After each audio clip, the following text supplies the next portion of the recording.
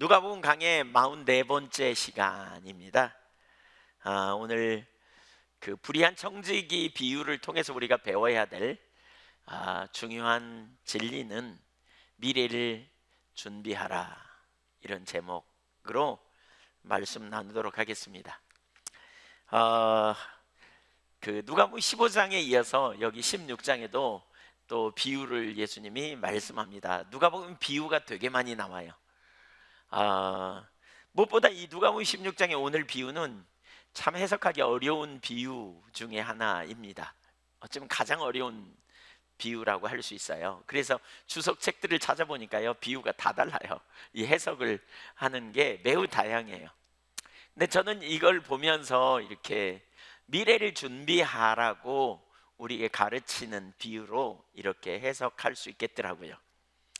우선 그 1절에 보면 제자들에게 주신 메시지거든요, 이 비유는. 그러니까 어떤 비유는 바리새인들에게, 어떤 비유는 어떤 사람들에게, 무리들에게 주시기도 하지만 이 비유는 제자들에게 주신 말씀이에요.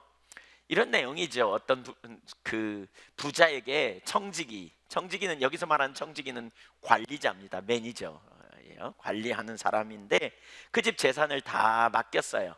그런데 이 주인이 어느 날 그 소문을 들었어요. 자기 하인 이 청지기가 자기 재산을 이렇게 허비한다는 거예요.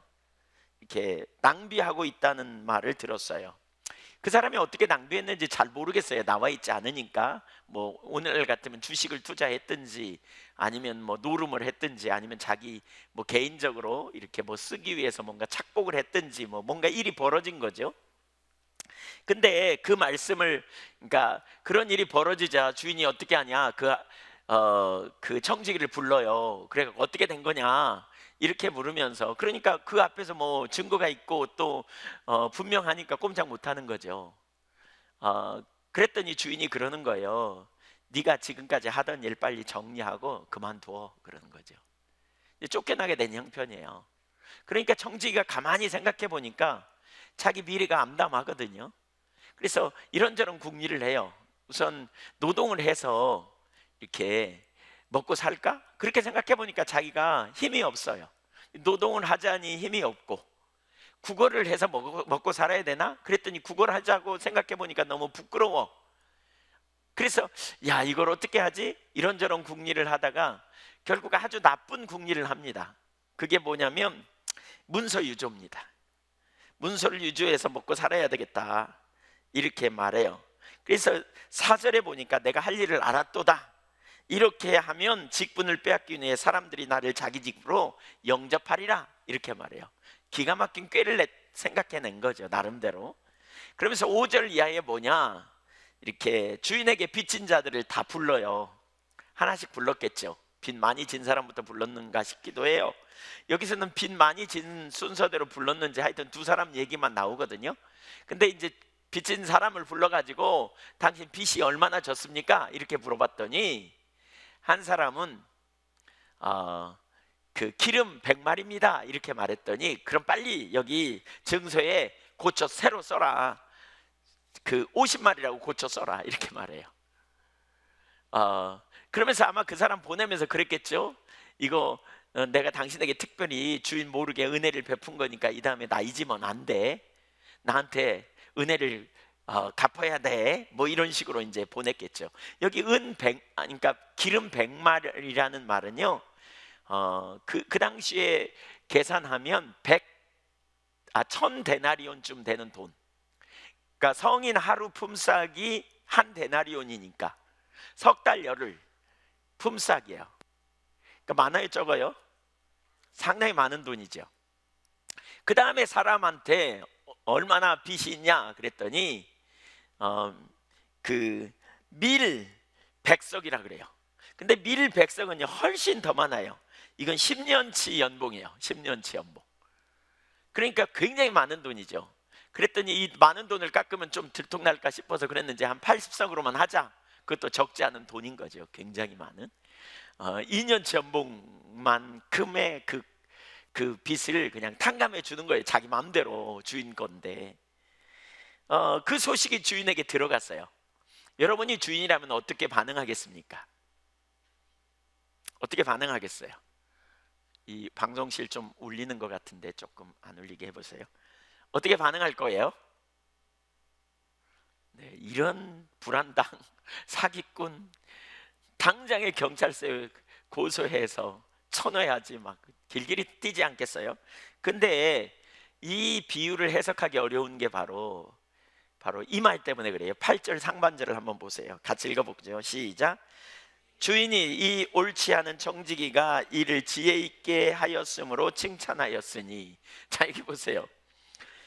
이 구절은 참 이해가 잘 안 돼요. 이건 칭찬받을 일이 아니라, 그렇죠? 이건 호통받을 일이고, 이건 정말 두드러 맞을 일이지. 근데 칭찬받을 만하다 이렇게 표현해요. 도대체 뭐가 지혜롭다는 말인가? 이런 의미예요. 그 청지기가 하는 행동 자체는 매우 나쁜 거지만 그의 꾀가 놀랍다는 거예요.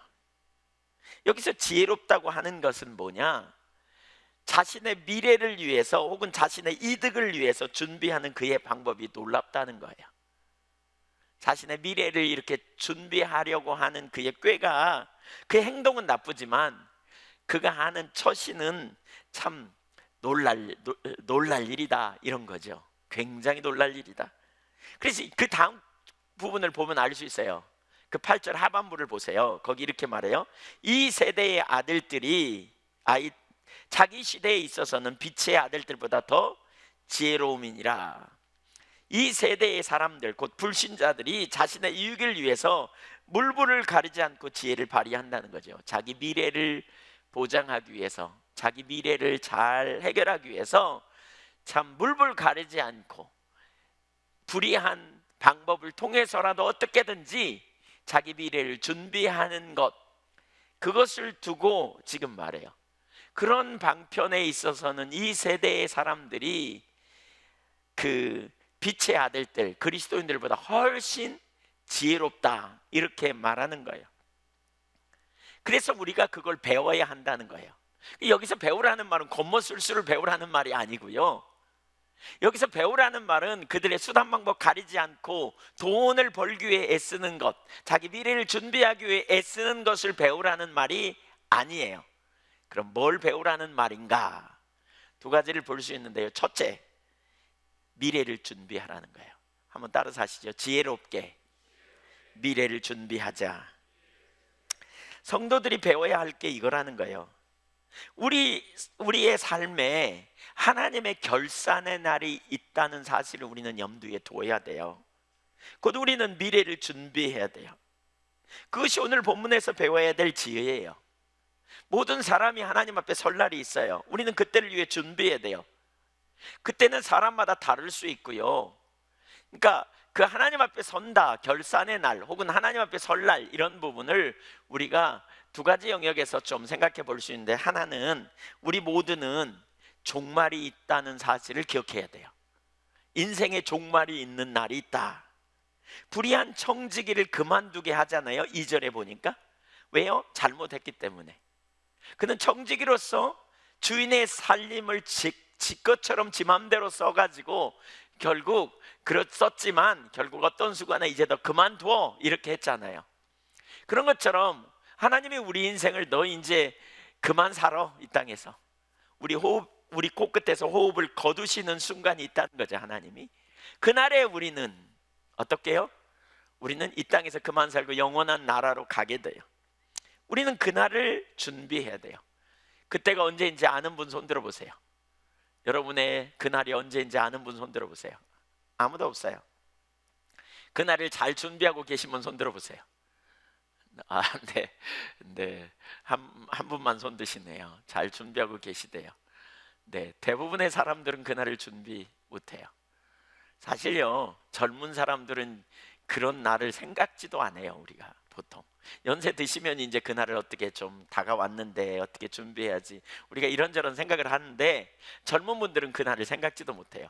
근데 가끔 그런 거 보잖아요. 여러분, 병원에 제가 최근에 이제 저도 그렇고 제 아내도 그렇고 이렇게 있어서 그 병원에 갈 일들이 종종 있었잖아요. 지난번에도 가서 그 병원 대기실에 로비에 이렇게 접수하고 뭐 거기 입대원 수속하고 그런 데 가서 이렇게 가만히 앉아 있다 보니까 어떤 사람은 이 번호표를 보고 갖고 그냥 기쁨으로 있어요. 왜냐하면 퇴원할 수속하는 것 같아요. 근데 어떤 사람은 그냥 수심이 가득해요. 제 뒤에 앉은 어떤 분을 보니까 막 울어요. 울고 있어요. 그래서 왜 그런가 그리고 봤더니 거기 갔더니 수술해야 된다고 이래요. 병원 외에 그 진료실 앞에도 대기하다 보면 그러잖아요. 그 의사 선생님 만나고 나오는 분들 얼굴 보면 어떤 분들은 그냥 편안하고 어떤 분들은 수심이 가득해서 어떤 분들은 나오자마자 눈물을 터뜨리는 분도 있고. 왜 그래요? 아무렇지도 않은 줄 알았더니 병원에 갔더니 암이라 그러면 어떡해. 그것도 막 말기래 막. 사실 우리 인생이요 여러분 미래가 있단 말이에요. 우리가 그날을 준비하고 있는지 생각해 봐야 돼요. 본문 우리 그 오늘 읽은 본문 뒤에 16장 그 후반부에 보면 부자와 나사로 비유해서 우리는 이것을 더 자세히 이제 다음번에 살펴보아야 할 거라고 생각이 돼요. 개인의 종말이 있어요. 우리는 그날이 끝이 아니에요. 영원한 나라를 우리는 생각해야 돼요. 여기서 우리가 또 하나 생각해야 될 중요한 한 부분은 하나님의 약속이 이루어질 날을 우리는 준비해야 한다는 거죠. 우리가 주님 앞에 가는 날만 준비해야 하는 건 아니에요. 우리가 이 땅에서 예수 믿고 구원받은 이후에 하나님은 우리를 통해 하나님 나라를 넓히기 원하고 하나님의 영광을 드러내고 하나님이 우리의 삶을 통해서 하나님만 기뻐하시는 삶으로 이끄시려는 계획을 가지고 계세요. 그래서 왜 사형리에 보면 그런 거 있잖아요. 하나님은 당신을 향한 위대한 계획을 가지고 계십니다. 믿으십니까? 네, 하나님은 여러분을 위해 위대한 계획을 가지고 계십니다. 믿으십니까? 이거 성경적입니다. 예, 믿으십시오. 여러분을 향해 위대한 계획을 가지고 계십니다. 우리를 구원하시고요 우리를 통해 하나님 나라를 위해 쓰시기 원합니다. 그래서 하나님이 구원하신 이후에 우리를 빚어가세요. 하나님의 영광을 드러내기 위해. 어떤 때는 우리가 예수 믿은 지 얼마 안 됐을 때 하나님이 우리에게 약속을 주시기도 하고, 어떤 때는 그 약속이 분명히 우리에게 알아지지 않는다 할지라도 우리가 이 땅에 존재하는 한 하나님은 우리를 통해서 우리가 영적으로 성숙되고 우리가 빚어짐을 통해서 하나님 나라의 영광을 위해 우리를 사용하기 원하세요. 에베소서 2장에 보면 그런 표현이 있죠. 1절부터 3절까지는 우리의 옛날 정체성, 허물과 죄로 죽었던 자, 공중의 권세 잡은 자를 뒤따른 자, 그때 마음과 육체에 원하는 욕망을 따라가서 진노의 자녀였던. 근데 4절부터 6절, 7절까지 보면 그러나 긍휼에 풍성하신 하나님이 그 큰 사랑 때문에 우리를 살리시고 일으키시고 하늘 보좌 우편에 앉게 하시고 놀라운 축복으로 우리를 인도하시는 거죠. 8절 9절에 너희가 그 은혜로 인하여 구원을 받았다, 믿음으로 말미암아 받았다, 행위로 온 것이 아니다, 이렇게 말하다가 10절을 보면 그렇게 표현합니다. 같이 읽어보죠. 시작. 우리는 그가 만드신 바라 그리스도 예수 안에 선한 일을 위하여 지으심을 받은 자니 이 일은 하나님이 전에 예비하사 우리로 그 가운데서 행하게 하려 하심이니라. 선한 일을 위하여 지어 가신다 그 말입니다. 포이에르, 우리는 그의 만드신 바라, 그 말은 포이에르라는 말입니다. 작품으로 빚어 가신다. 하나님이 구원받은, 은혜로 구원받은 당신의 백성들을 빚어 가세요. 만들어 가세요. 우리를 새롭게 만들어 가고 빚어 가시는 일을 이루세요. 네, 그래서 뭐예요? 선한 일을 이루기 위하여. 여기 선한 일은 하나님의 나라고요, 하나님의 영광을 드러내는, 하나님 나라를 넓히는 그런 일이 선한 일에 속하는 아주 핵심적인 일이라고 말할 수 있어요. 그래서 구원받은 우리를 하나님이 빚어가셔서 하나님이 기뻐하시는 아름다운 작품으로 쓰시기를 원한다는 거예요. 하나님이 여러분을 빚어가실 줄 믿으십시오. 아멘. 기대되시나요? 네. 그런데 그 기간 동안 이렇게 미래를 준비하는 것이 얼마나 중요한지 몰라요. 하나님이 우리를 빚으실 때에 평범한 환경에서 빚으시지 않아요. 좋은 환경에서 빚어가는 게 아니에요. 때로는요 어려움을 주고 문제를 통해서 빚어가세요. 우리 본성은 그냥 빚어지지 않아요. 신명기 8장 2절 3절에 우리가 많이 봤잖아요. 뭐라고요? 여호와께서 40년 동안에 너로 광야의 길을 걷게 하신 걸 기억하라. 너를 낮추시고 너를 시험하사 하나님의 말씀대로 사는지 안 사는지 알게 하려 하심이라 그랬어요. 그러면서 3절에 뭐라 그러냐면 이렇게 말합니다. 너를 낮추시고 너를 줄이게 하시고 만나를 내게 먹이신 것은 사람이 떡으로만 사는 것이 아니요 여호와의 입에서 나오는 모든 말씀으로 사는 줄을 알게 하려 하심이라 그랬어요. 예, 배고프지 않으면요 누가 먹을 걸 줘도 크게 감사해 하지 않아요. 배고파 봐야 먹을 걸 주면 그게 얼마나 감사할 일인지 알아요. 그렇죠? 하나님의 사람을 빚으실 때 그렇게 하신다는 거죠. 먹을 것이 없는 상황에서 만나를 내리시면서 뭐라 그래요? 하루에 한 우멜만 주서라 그러죠. 하루에 한 우멜만 주스라 그래요. 하루에 한 우멜만 주술 사람이 있을까요? 제가 볼 때는 거의 없을 거예요. 하루에 한 우멜만, 내일이 보장이 없는데 지금 배고파 죽겠는데 지금 오늘 양식을 위하여 오늘 양식만 준비하라 그래. 뭘 그렇게 널려 있는데 아무리 하나님의 말씀이지만 그래도 좀 더 주워 보지 않겠어요? 최소한 며칠간은. 저 같으면 최소한 며칠간은 그럴 것 같아요. 그런데 그런 기간을 통해서 뭘 해요? 그것이 얼마나 쓸모없는 일인지, 하나님의 말씀과 빗나간 것이 얼마나 잘못된 것인가를 배우겠죠. 이걸 통해서 뭘 배워요? 인간의 무능함과 하나님이 얼마나 능력의 하나님이고 신실하신 하나님인가를 배우겠죠. 바로 그런 일이 우리 가운데 일어나야 되는 것이지요. 그러니까 낮추고 시험하사 줄이게 하시고 만나를 내리심을 통해서 빚어가시는, 환경을 통해서 하나님이 우리를 빚어가시는데 바로 이런 시간을 잘 보내야 한다는 거예요. 이런 시간을 준비하는 거예요. 하나님이 우리를 쓰시고 우리를 이끌어 가실 때 미래가 보이면 우리가 미래에 하나님이 나를 이렇게 사용하실 거라고 믿으면 우리는 현재 되게 잘 준비할 거예요. 과거에 제가 죽전교회, 그 전에 섬기던 교회 죽전교회에 있을 때요, 그때 별로 할 일이 없었어요. 성도님들도 별로 많지 않아요. 요즘은 뭐 너무 그냥 바빠가지고 제가 신방도 못하고 너무 죄송하게 생각하는데, 그때는 할 일이 별로 없었어요. 전도할 수도 없었고 전도해야 사람들이 별로 받아주지도 않고, 그러니까 맨날 그냥 앉아서 책 본다고 앉아있고 책 보다가 잘 들어오지도 않고 그랬던 것 같아요. 그때 이제 여목사님이 저한테 가끔 그런 표현을 해요. 목사님 이 다음에 엄청 바쁠 거니까 지금 준비 잘 해놓으라고. 제가 그때 그 말을 참 잘 들었더라면 좋았을 텐데 모르잖아요. 그렇죠? 우리가 미래에 어떻게 될 건지 잘 알았더라면 훨씬 준비를 잘했을 거예요. 근데 우리가 믿음의 눈으로 사실은 이런 부분을 볼 수 있어야 돼요. 하나님이 내 인생을 어떻게 사용하시고 지금 하나님이 내 인생에 무슨 일을 하고 계신지 볼 수 있다면 이건 굉장한 거예요. 제가 모세 이야기를 좀 하려고 해요. 지난 수요일 날 출애굽기를 읽어갔는데 거기 모세 이야기를 보면서 또 다윗도 마찬가지고 요셉도 마찬가지고 하나님이 쓰셨던 사람들의 인생을 보세요. 여러분, 평탄하고 그리고 아무 문제 없이 인생을 살아간 게 아니에요. 다 우여곡절이 있었어요. 그 중에 모세를 보세요. 모세가 태어날 때 상황이 어땠는지. 모세는 처음 태어날 때요, 그의 인생에 아주 비극적인 시대에 태어났어요. 그 애굽의 사람들이, 이스라엘 사람들이 많아지니까 애굽 사람들이 이스라엘 사람들을 애 못 나게 하려고 아주 중노동을 시킵니다. 그런 가운데서도 막 애들이 잘 나, 인구가 늘어나. 그러니까 두 번째 쓴 정책이 뭐냐면요, 사내 아이가 태어나면 다 죽이라는 거예요. 죽이라는 거예요. 그런 시점에 모세가 태어났습니다.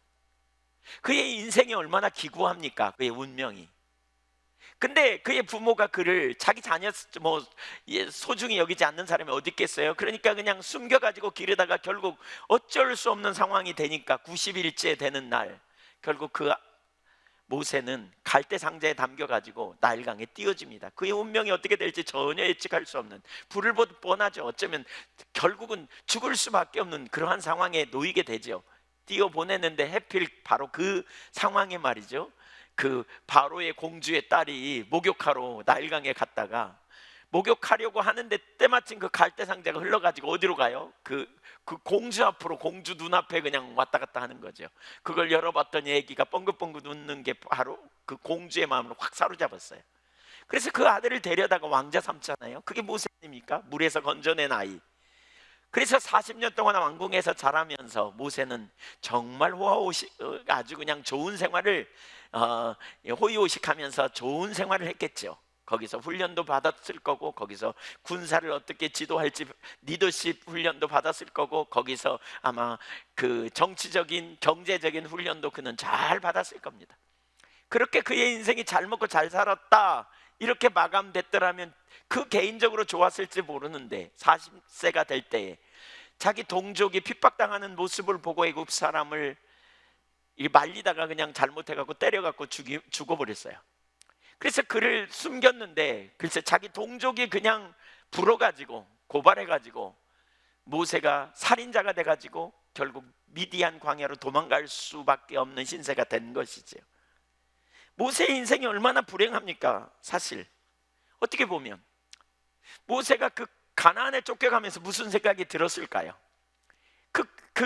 그 미디안 광야로 가면서 아마 그는 매우 뜨겁고 매우 목마르며, 그뿐만이 아니라 자기 인생의 앞날이 어떻게 될지 매우 불안한 생활을 하면서 시간을 보내면서 그는 어떤 마음을 품었을까요?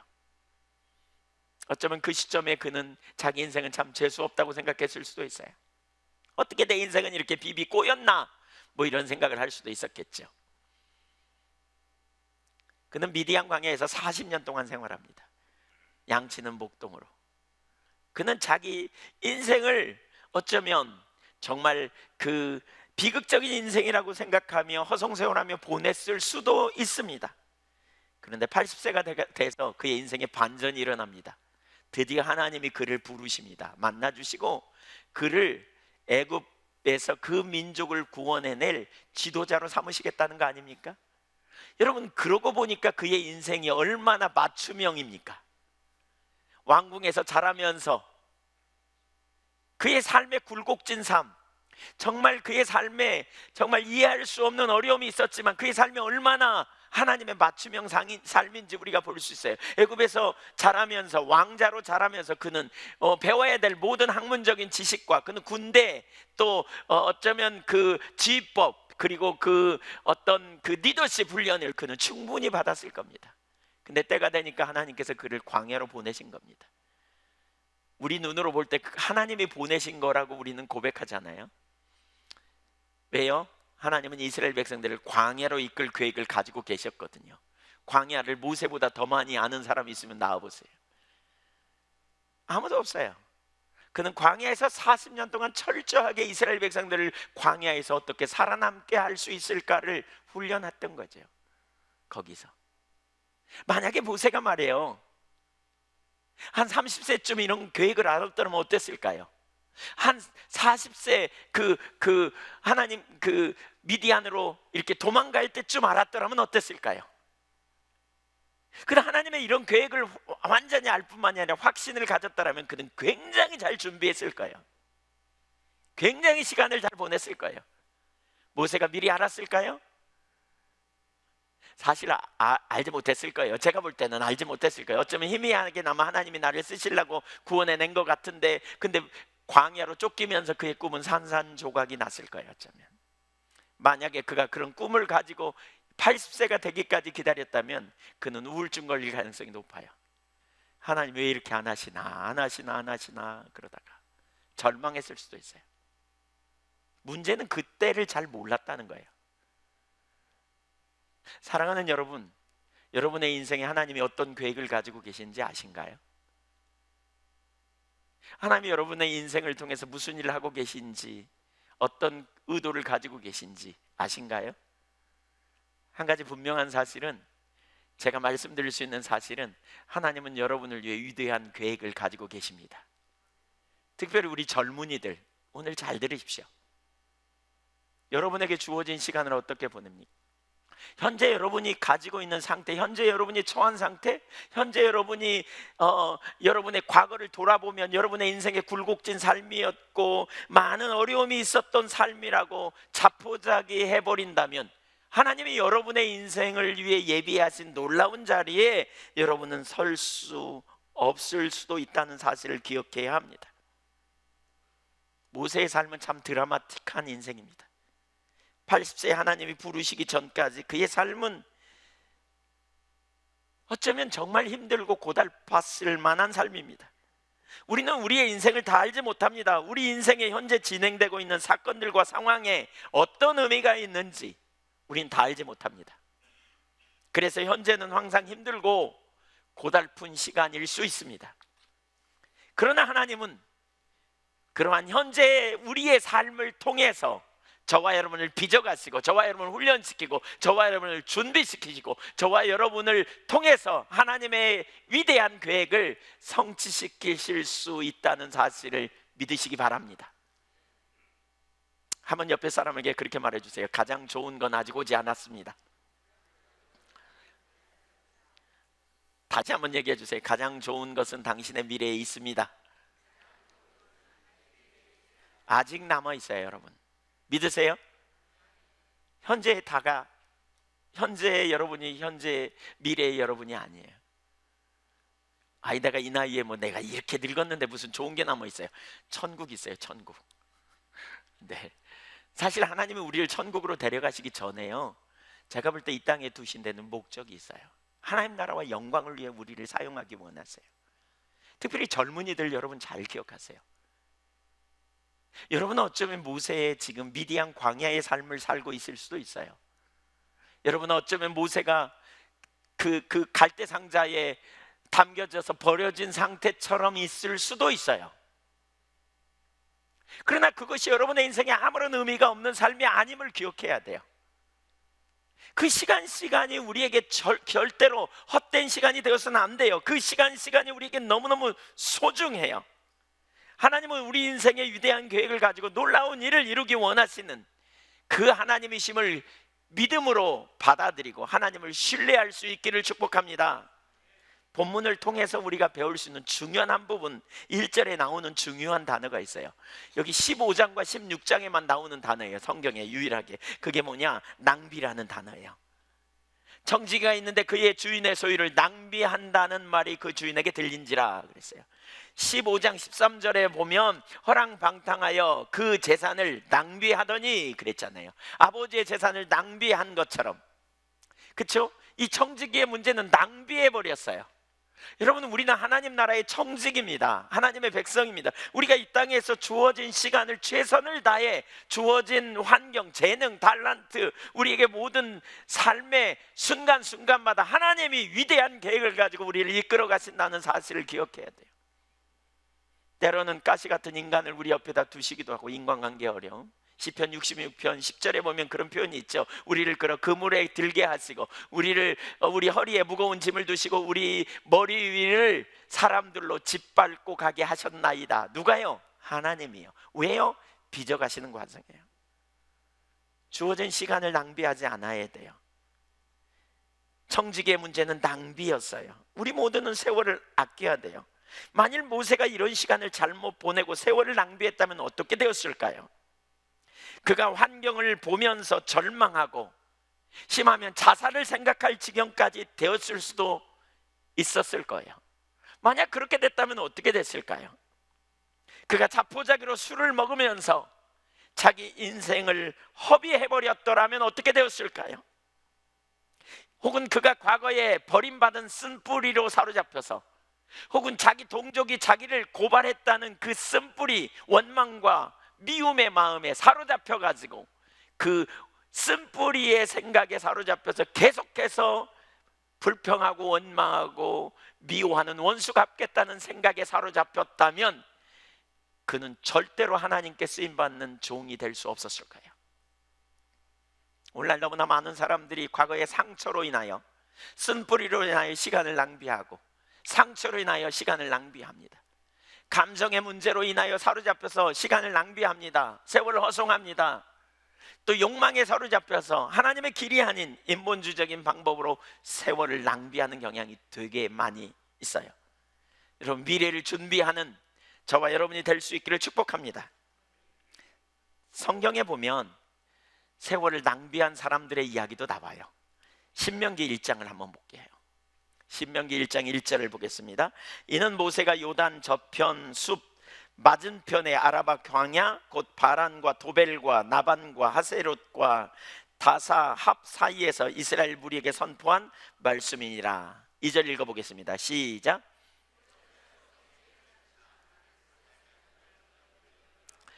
모세가 시내산에서, 아니 모세가 그 여리고성 맞은편에서, 오늘날로 말하면 요르단 지금 서편이죠.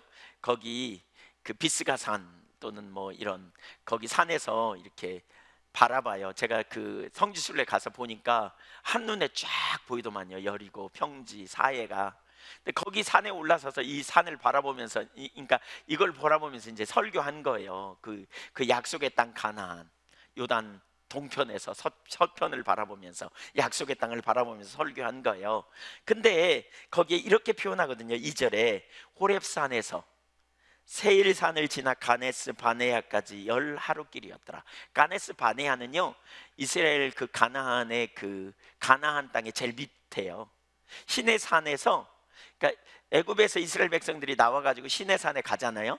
하나님이 처음에 시내산으로 인도하잖아요. 그리고 이 시내산에서 뭐래요? 언약을 맺어요.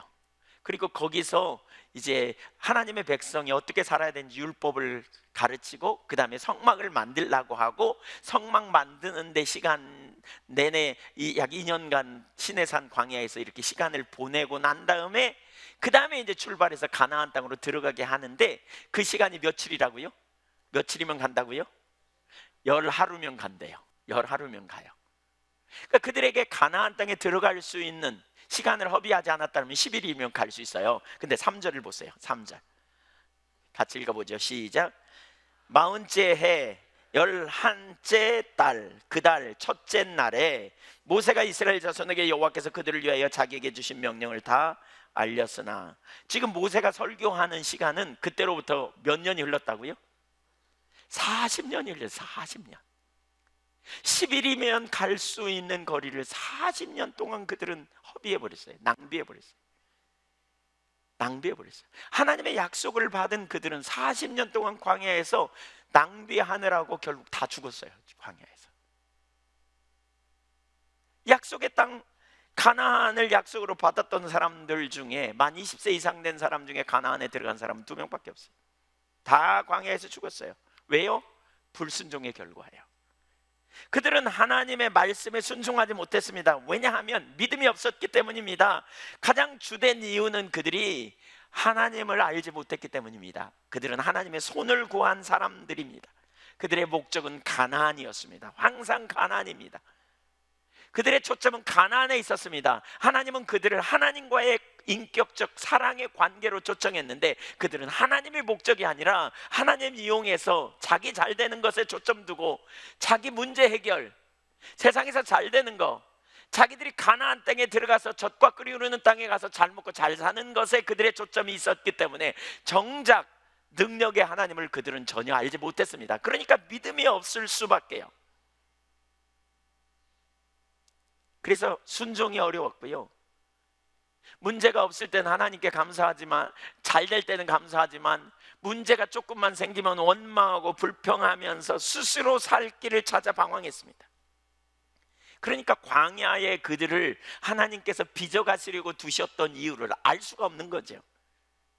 그걸 모르면 광야에서 스스로 빠져나오려고 합니다. 자기 힘으로 그 광야를 헤쳐나가보려고 씨름합니다. 오늘날 많은 사람들이 그 자리에 있습니다. 오늘날 많은 사람들이 하나님이 빚으시려고 어떤 환경에 두시는데, 어떤 상황에 두시기도 하는데, 하나님이 빚으시려고 하신다는 사실을 안다면 거기서 인본주의적인 방법으로 스스로 살 길을 찾지 않을 거거든요. 뭐예요? 철저하게 하나님의 길을 찾을 거거든요.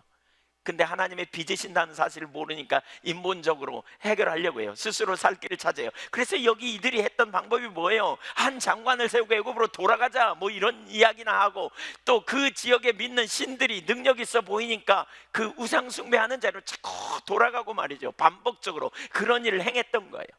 하나님 알지 못하고 하나님 신뢰 못하면요, 결국 인본주의로 가게 돼 있어요. 스스로 살 길을 마련한다니까요. 내 스스로 살 길을 마련하려고 해요. 어떤 때 하나님께서 우리에게 인간관계의 어떤 환경에 두시면 우리는 그 환경에서 벗어나기 위해서 뭐 하느냐? 상대편을 부정적으로 말하고 비난하고, 상대편을 그냥 인위적으로 상대편과 관계를 끊어내려고 힘쓰고 했습니다. 그래서 그 자리를 피하면 끝나는 줄 아십니까? 하나님이 다루심은 끝나지 않았기 때문에 그보다 더 강한 가시 같은 인간을 붙여놓을 수도 있어요.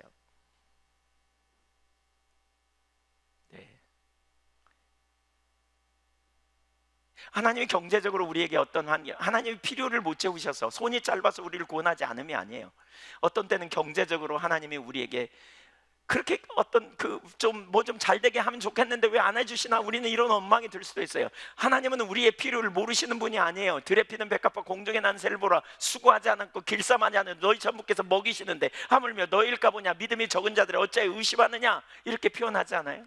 그러면서 이 모든 건 이방인들이 구하는 것이다. 너희 천부께서 이 모든 것이 너희에게 있어야 할 줄 아시느니라. 하나님은 다 아세요. 근데 왜 어떤 때는 우리에게 필요를 속히 채우지 않습니까? 어떤 때는 환경의 대문을 속히 열어주지 않습니까? 여러 가지 이유가 있을 수도 있지만 하나님이 우리를 빚어가실 때 그런 일이 있습니다. 주신 범위 내에서 하는 훈련을 시키려고 합니다. 경제적으로 어떻게 살아야 되는 것이 올바른지 우리에게 가르치려고 합니다. 그런데 그런 가르침을 그런 순간에 찾기보다는 인위적인 인본주의적인 방법을 해결해 보려고 합니다. 사기를 치든지 어떻게 비정상적인 방법으로라도 내가 돈을 모아보려고 자꾸 시도하는 이런 일을 합니다. 갚을 능력도 없으면서 남에게 빚을 몽땅 얻어서 그냥 먹고 쓰고 그냥 자기 맘대로 보내버리려고 하기도 하고, 이게 스스로 해결하려고 하는 시도에서 나온 겁니다. 그런 순간에 하나님의 사람은 가장 잘 보내는 방법은 뭐냐? 하나님의 길을 찾는 겁니다. 하나님의 길을. 내가 이 상황에 어떻게 하는 것이 하나님의 길인지, 무엇이 하나님의 의도인지, 하나님이 기뻐하시는 삶이 뭔지 배워야 될 순간에 배워야 합니다. 신명기 8장 2절에 가르치려고 한다고 했잖아요. 가르치려고. 너를 낮추시고 너를 줄이게 하시고 만나를 주신 것은 너로 사람이 떡으로만 살 것이 아니요 여호와의 입에서 나오는 모든 말씀으로 사는 줄을 알게 하려 하심이라 그랬습니다. 스스로 살 길을 찾는. 그래서 이스라엘 백성들은 하나님의 길을 따르지 않았어요. 하나님이 선지자를 통해, 하나님이 모세를 통해 하나님의 길을 말씀하시지만 그들은 자기 마음에 맞지 않으면, 자기 생각에 옳지 않으면 자꾸 빗나가요. 자꾸 빗나가요. 오늘날에도 마찬가지예요. 너무나 많은 사람들이 하나님이 빚어가시는 그 과정 가운데 있지 못하고, 하나님이 지금 명백히 다루신다고 말하면서도 불구하고 그 속에서도 인본주의를 행하고 그 속에서도 그 감정과 욕심을 따라 반응하면서 자꾸 방황하는 거죠. 돌아가는 거죠. 하나님이 우리를 빚으시려고 할 때 우리를 두신 그 환경에서, 우리가 만난 상황 속에서 배울 수 있기를 축복합니다. 최선의 길은요, 스스로 살 길을 찾는 게 아니에요. 최선의 길은 주님의 길을 찾는 거예요.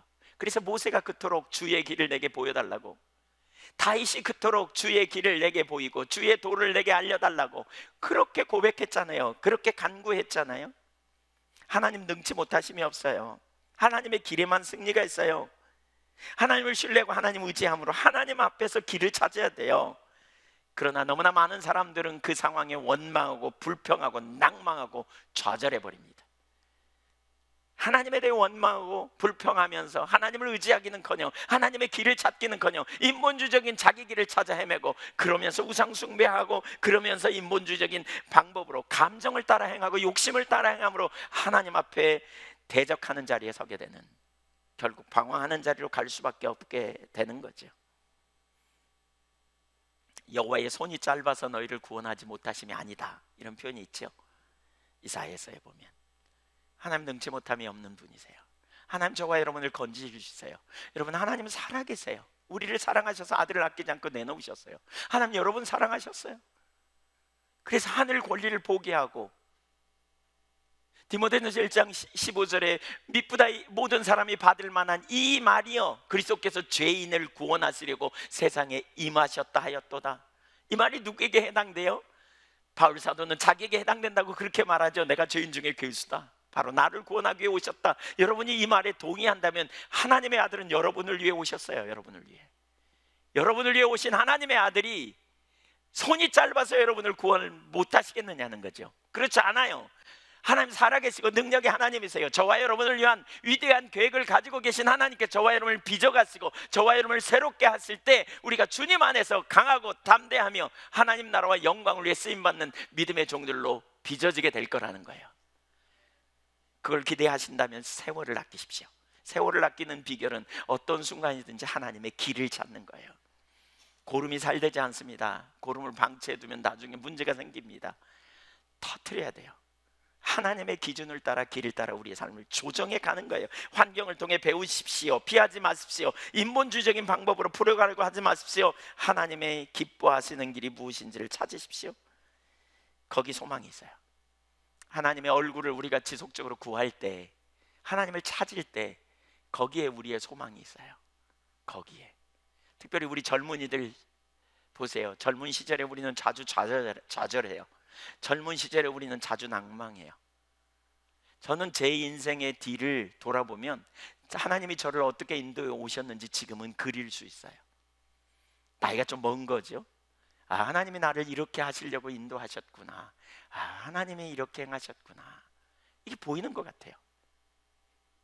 근데 제가 30세 때, 제가 20대는 말할 것도 없이 40대 초반에도 40대 중반까지도 잘 안 보였던 것 같아요. 그런 게. 젊은이들은 좌절을 많이 해요. 환경이 전부인 것처럼 느껴지고, 또 자기가 만난 환경을 불우하다고 생각하는 그런 자리에 서는 경향이 많아요. 기억하십시오, 여러분. 하나님 실수하지 않습니다. 하나님 여러분 사랑하십니다. 하나님 여러분을 위해 위대한 일을 계획하고 계십니다. 아멘 안 하실 건가요? 네. 여러분 젊다고 생각하는 분 손 들어보세요. 네. 우리 교회에는 젊은이가 별로 없구나. 네. 젊다고 생각하시는 분, 네, 아이고 우리 조영숙 권사님 젊다고 딱 이렇게, 네, 위대한 일을 계획하고 계십니다. 옆에 사람한테 한번 그렇게 축복하십시오. 하나님께서 위대한 일을 계획하고 계십니다. 세월을 아끼십시다. 불평하지 맙시다. 원망하지 맙시다. 쓴뿌리로 반응하지 맙시다. 감성을 따라가지 맙시다. 욕심을 따라가지 맙시다. 하나님의 길이 뭔지 찾아야 돼요. 여기에 놀라운 승리가 있어요. 이게 승리의 비결이에요. 이게 빚어짐의 비결이고요, 세월을 아끼는 비결이에요. 그 자리에 있기를 간절히 원합니다. 제가 그 자리에 있으려고요. 저도 그렇게 하나님이 인도하셨던 것 같아요. 그런 믿음의 사람들이 다 그랬어요. 다윗이 그렇잖아요. 보세요. 자기 생각대로 자기 스스로 사울 죽여버리고 왕이 되려고 막 나서 보세요. 말할 수 없는 혼돈이 있었을 거예요. 하나님의 사람은 하나님의 때를 기다릴 줄 알아요. 하나님의 사람은 하나님의 길을 찾아요. 하나님의 길이 어딘지 반응하고 쫓아가요. 무엇보다 그래서 우리가 하나님의 길을 찾는 데 초점이 있어야 돼요. 그것이 주님을 아는 거고요, 그게 주님을 기쁘시게 하는 삶이에요. 미래를 준비해야 돼요. 우리는 오늘 불의한 청지기의 비유를 통해서 우리로 미래를 준비하라고 가르치잖아요. 가르쳐요. 미래를 준비하는 믿음의 종들이 되시기를 축복합니다.